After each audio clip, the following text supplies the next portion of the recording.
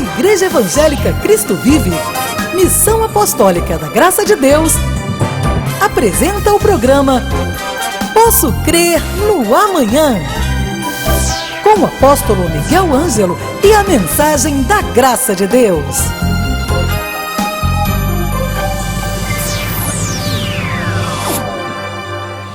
Olá, graça e paz. Sou seu amigo, o apóstolo Miguel Ângelo. Já tenho passado a semana toda encorajando e motivando vidas. E volto neste sábado para compartilhar com você sobre, em primeiro lugar, a vida da igreja.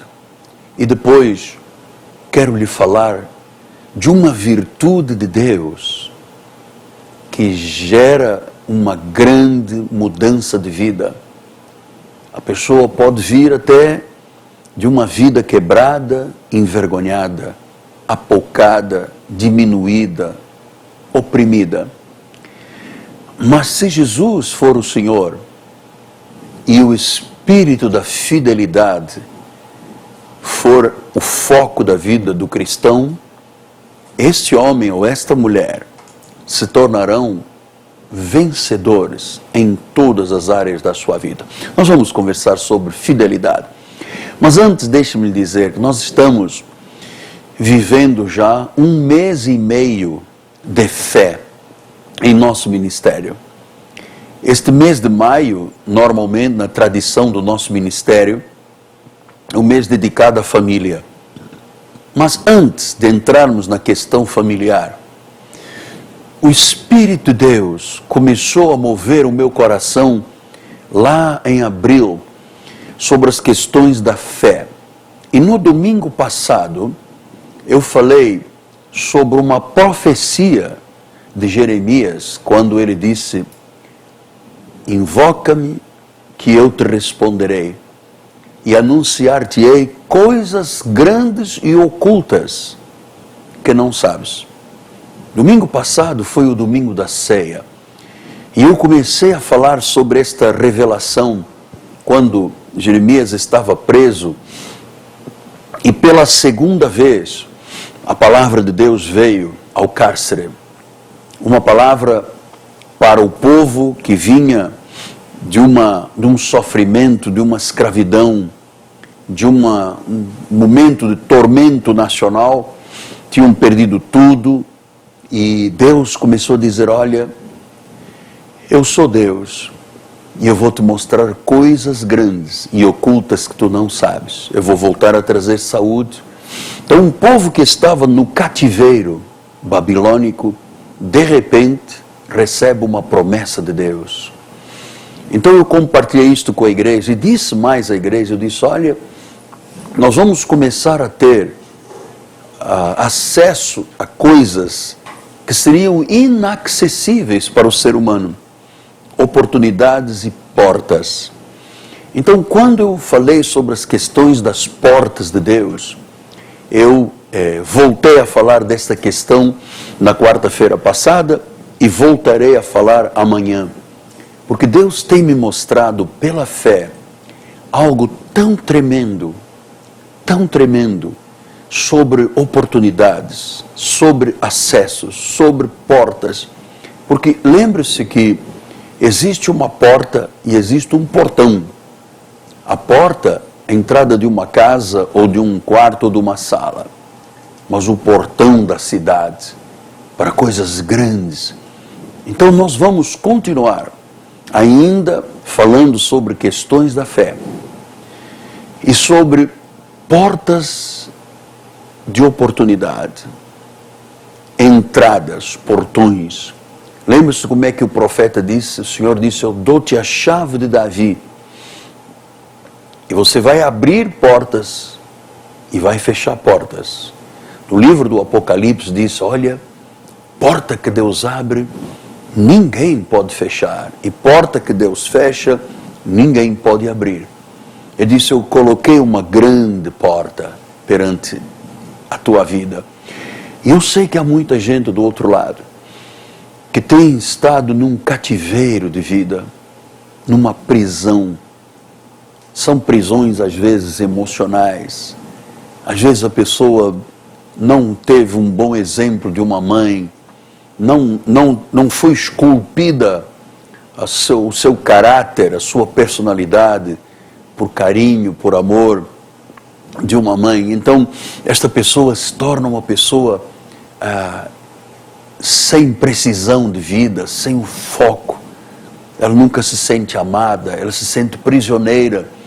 E às vezes se passam anos, chega um casamento e os dramas lá de trás da juventude, da criancice, continuam. A pessoa continua a não amar, a não ser amada, a não entender a vida.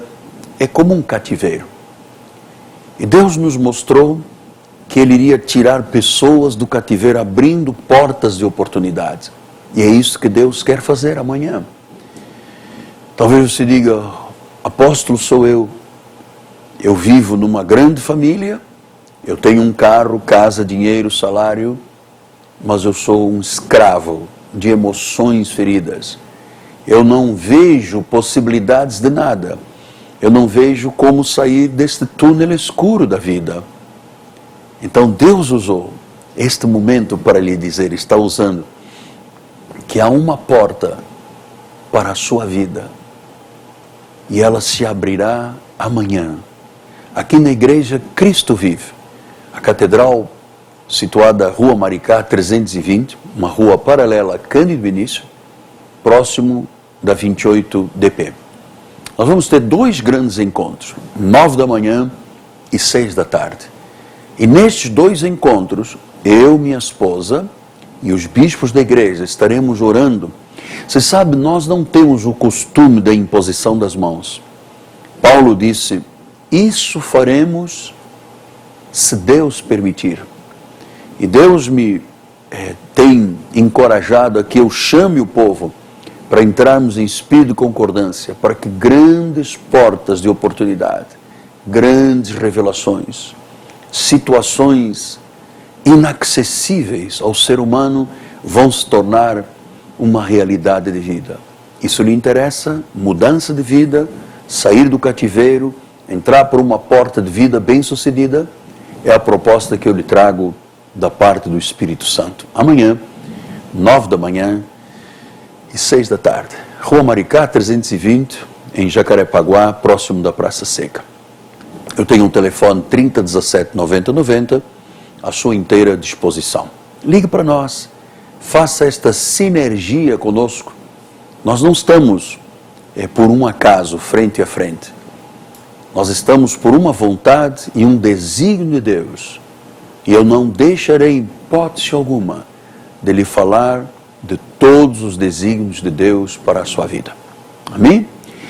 Amanhã, 9 da manhã e 6 da tarde. Uma grande porta de oportunidades para a sua vida, para a mudança, para a saída do cativeiro, para uma vida de saúde, de alegria. Uma vida onde os rebanhos, conforme disse Jeremias, vocês verão nesta cidade sem vida, como é que rebanhos serão pastoreados. Significa que há tanta gente que não tem nenhuma expressão de vida, não tem nem razão para estar vivo. E que Deus fará uma grande obra. Eu creio nisto, eu creio. Esteja conosco. Antes de entrarmos no assunto de hoje, eu quero enviar o meu carinho, o meu reconhecimento e a minha gratidão ao povo da igreja Cristo Vive, que tem nos dado suporte, tem entendido a visão da evangelização e tem dado suporte com seus dízimos, as suas ofertas de amor, para que esse trabalho seja feito. Sempre, em particular, eu tenho uma palavra de gratidão a um empresário jovem, Rodrigo Ambrósio, que é o proprietário desse mercado que está aqui, Turbomil, já é conhecido pelo mundo todo, e que o seu coração é tão generoso para que almas sejam salvas, dando suporte a este programa. No Turbomil, em Vila Emília, em Mesquita, na Baixada Fluminense, é o lugar onde você que mora nos arredores e nesta cidade deve fazer a sua compra. Você vai abençoar vidas, você vai ser muito abençoado. Meu abraço sincero para o meu querido Rodrigo Ambrósio e toda a sua família, claro, que são aqueles que dão suporte a esta programação de sábado. Vamos conversar agora sobre fidelidade. Você sabe, esta palavra fidelidade é uma palavra quase que se tornou um perjúrio quando você fala de fidelidade. Porque você ouve e vê as notícias, fulano de tal não foi fiel ao seu partido, abandonou o partido, abandonou a base do governo. Você sabe que a fidelidade é um dom de Deus, é uma outorga virtuosa que Deus faz ao cristão. O cristão fiel, sinceramente lhe digo, é o cristão verdadeiro. Não existe esta do cristão infiel. Fidelidade é condição sine qua non de vida cristã. Não pode haver quebra de aliança. Eu não acredito em quebras de aliança. Eu não acredito que uma pessoa que diz, eu amo a Deus, e depois diz, eu não preciso de igreja. Eu amo a Deus, mas eu não tenho relacionamentos com pessoas cristãs. Essa não é vida espiritual. Então, fidelidade é primeiro é fruto do Espírito, você sabe. Se você tem o Espírito de Deus, você tem fidelidade. Você é fiel. A pessoa fiel no seu casamento, pessoa fiel à sua empresa, pessoa fiel à sua igreja, pessoa fiel à sua doutrina, pessoa fiel ao seu partido, ao seu sindicato. Você sabe, a verdade é que você não encontra tanta gente fiel no mundo. E nós precisamos hoje de conversar sobre isto, porque Paulo diz no capítulo 10 do livro de Hebreus, não abandoneis, portanto, a vossa confiança, a vossa fidelidade, ela tem grande galardão. Com efeito, tendes necessidade de perseverança, para que, havendo feito a vontade de Deus, alcanceis as promessas. Porque ainda dentro de pouco tempo, aquele que vem virá, e não tardará. Todavia, o meu justo viverá pela fé.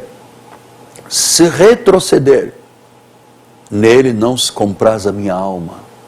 Ou seja, Deus está dizendo que Deus não se compraz, não tem nenhum prazer numa alma que retrocede, que volta atrás, que é infiel. Então, significa que nós não somos dos que retrocedem, disse Paulo. Nós não somos dos que retrocedem para a perdição. Nós somos da fé para a conservação da alma.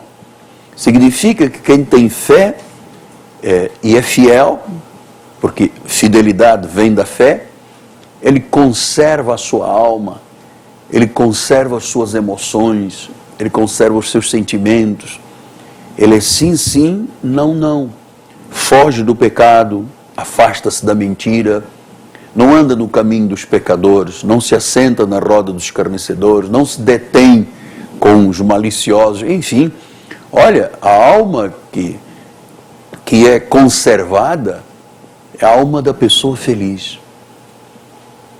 Talvez eu esteja falando com tanta gente que por causa de más conversações, seus bons costumes foram corrompidos. Você às vezes vê uma família, tem 3, 4 filhos, todos criados pela mesma mãe, mesmo pai, mesmo dinheiro, mesma casa, mesmos sentimentos. Você vê um filho enveredando pela droga, outro filho pelo crime, o outro foi fazer um curso superior, o outro é um funcionário público. Por que existe isso aqui? É porque a alma que não é conservada, que não é educada, que não é estimulada pela fé, ela é uma presa fácil para o mundo do pecado. E há tanta gente que já sabe, deixe-me colocar entre parênteses, que a sua vida é como estar sentado numa cadeira elétrica. A gente me ouvindo, que está no corredor da morte, sentado numa cadeira elétrica. Tantos problemas, tantas lutas, que o único sentimento que vem à sua mente é da morte. Você está desapontado, você está desacorçoado, você está, a sua alma não está conservada. Então, se você quer ver galardão, você tem que lutar por esta questão, fidelidade. O fruto do Espírito é fidelidade, um deles, uma das manifestações, né? Fruto só uma das manifestações. Eu adoro ver um crente fiel, um homem fiel nos seus compromissos com a igreja, uma mulher que não abre mão da sua vida de oração, uma família que é fiel nos seus dízimos e ofertas, uma pessoa que é fiel no seu testemunho. Isso é maravilhoso. Ele conserva a sua alma. Ora, quando você vira uma pessoa aos trancos e barrancos, infiel, é infeliz. Você sabe, a Bíblia fala de um personagem que, aliás, eu gosto muito de ensinar com as questões de fidelidade, que é Jonas. Você sabe, Jonas, num certo momento, perdeu as estribeiras. Ele resolveu lutar contra os desígnios de Deus. Resolveu contrariar o Senhor. Resolveu ser infiel. Uma decisão abrupta que lhe trouxe consequências terríveis e nefastas. Diz a palavra que veio a palavra do Senhor a Jonas, filho de Amitai, dizendo: Dispõe-te, vai à grande cidade de Nínive e clama contra ela, porque a sua malícia subiu até mim. Jonas se dispôs, mas para fugir da presença do Senhor, para Tarsis. E tendo descido a Jope, achou um navio que ia para Tarsis, pagou a sua passagem, embarcou nele, para ir com eles para Tarsis, para longe da presença do Senhor. Então imagine você, o que é uma atitude de um infiel? Deus disse: Jonas, você é um profeta, e você tem que ir, vai a Nínive pregar a palavra. E ele disse: Senhor, independentemente de você ser Deus, e ser o Senhor, e de ser soberano, exaltar, abater, eu vou resistir à tua soberania. Eu vou apostar as minhas fichas de que eu sou capaz de ir contra a tua vontade e nada me sucederá. Eu sou o rei da cocada preta. Desculpa a expressão. E este homem, Jonas, todo empavonado, aquele último biscoito daquele pacotinho, tá? Fina flor do abacateiro, ele vai e compra uma passagem, mas para ir para Tarsis, diz que longe da presença do Senhor. Olha, deixe-me dizer-lhe uma coisa. Não brinque com Deus. Paulo disse aos Gálatas: de Deus não se zomba. O que o homem semear, isso que semeou, colherá. Está lhe falando da experiência de um sábio conselheiro e profeta. Não brinque com Deus, não zombe de Deus. A nossa sociedade zomba de Deus. Nossa sociedade tem liberdade hoje para falar sobre casamento gay, beijo entre dois homens, beijo entre duas mulheres, sabe? Dizem que o avanço da sociedade foi porque a sociedade se curvou perante a vontade de meia dúzia de pessoas, numa sociedade de 205 milhões de pessoas. Um grupo inexpressivo bateu firme e disse: nós vamos para longe da vontade de Deus. E a sociedade toda a sociedade se curvou. E todas as vezes que o homem semear contrário a Deus, colhe. E logo, diz a palavra do Senhor, o Senhor lançou sobre o mar um forte vento e fez sobre o mar uma grande tempestade, e o navio estava a ponto de se despedaçar. Então, você conhece a história de Jonas? Ele é contado como aquele mocinho que pediu que o jogasse ao mar e que foi engolido por um peixe. Mas eu não quero infantilizar essa história, porque ela não tem nada de infantil. Eu quero que você saiba que quando Jonas decidiu lutar contra Deus, ir para longe de Deus, como se isso fosse possível, imediatamente a tempestade chegou. Eu sei que há tanta gente hoje, numa tempestade emocional, pessoal, marido com mulher, fricção, e fala mal de um, fala mal de outro, e tenta, sabe? E às vezes as pessoas dizem, joguem-me ao mar, conforme Jonas pediu. Disse, não vou fazer a vontade de Deus, eu vou morrer, mas não vou fazer a vontade de Deus. Mas como Deus é soberano, e Ele prevalece em todas as coisas, diz que proveu um peixe que o engoliu, e durante 3 dias, ele esteve lá naquele ventre daquele peixe. Até que há uma hora que ele disse, não, Senhor, lá de dentro da escuridão, ele disse, Senhor, és tu Deus, eu não vou mais brincar contigo, eu quero ser fiel. E Deus disse, então você vai a Nínive e prega a palavra. E ele foi. Por que eu lhe digo isto hoje? Você sabe, às vezes as pessoas perdem grandes oportunidades na vida quando elas decidem entrar em rota de colisão com Deus. Deus tem suas regras, Deus tem a sua autoridade, Deus tem tudo esclarecido na Bíblia Sagrada. Deus não muda. Ele não é homem para mentir, não é filho do homem para prometer e arrepender-se e não cumprir. Somos nós que temos que nos submeter à vontade de Deus. Não é o homem que manda em Deus. É Deus quem determina o que o homem deverá ser. Então, às vezes a pessoa precisa de passar por uma crise tão grande quanto este homem. Diz que lá, no capítulo 2 de Jonas, diz, os que se entregam à idolatria vã, abandonam aquele que lhes é misericordioso, mas com a voz de agradecimento eu te ofereci sacrifício, que votei e pagarei ao Senhor, pertence à salvação. Falou, pois, o Senhor ao peixe, e este vomitou Jonas em terra.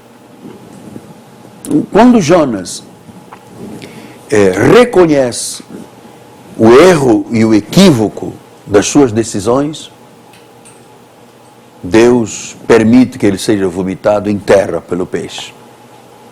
Ele foi engolido no meio do mar, no meio da turbulência de uma tempestade, e Deus o joga para a vida segura da terra.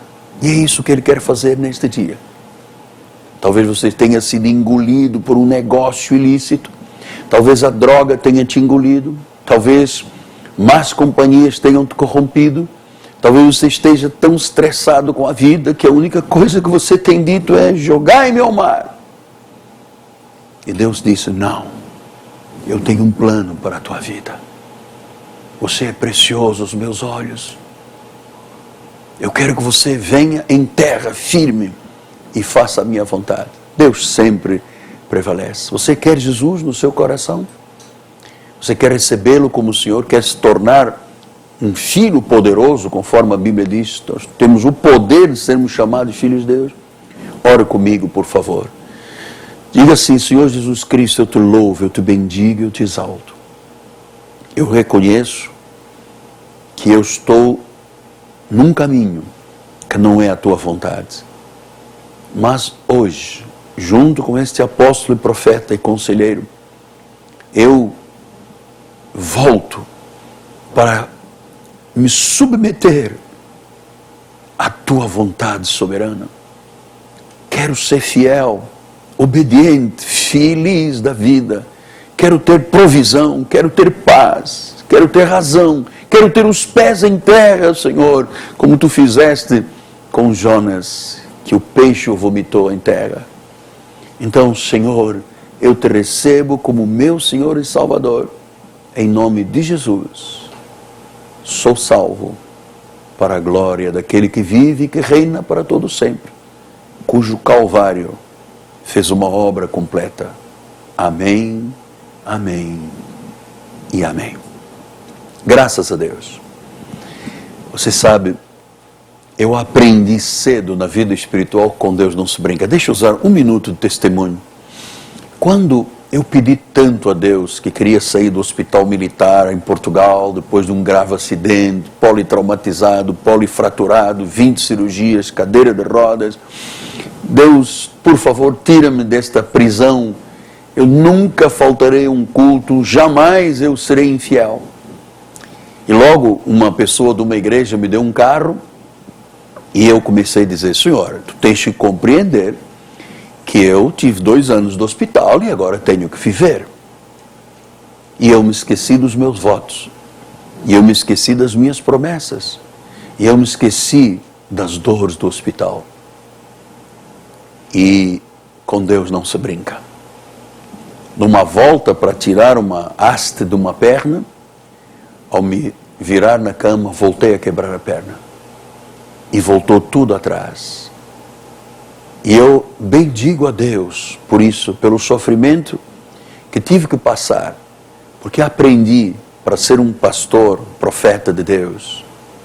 Eu aprendi que a obediência e a fidelidade não podem ser algo que eu desprezo, mas tem que ser a base da minha vida. Aprendi com sofrimento a ser feliz. Olha, não é redundância não, é verdade, é o meu testemunho. Quero então deixar o meu telefone, 30 17 90 90.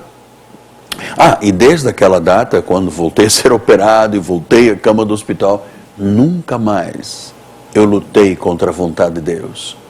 Questão de fidelidade, está fechado comigo. Sou fiel a Deus. Amanhã, nosso telefone, 30 17 90 90. Lembrando que amanhã, Rua Maricá 320. Esta rua é paralela a Cândido Início, próximo da 28DP, na zona oeste do Rio de Janeiro, em Jacarepaguá. Catedral da Igreja Cristo Vivo, tem estacionamentos, tem todas as dependências, desde crianças, bebês, adolescentes, jovens.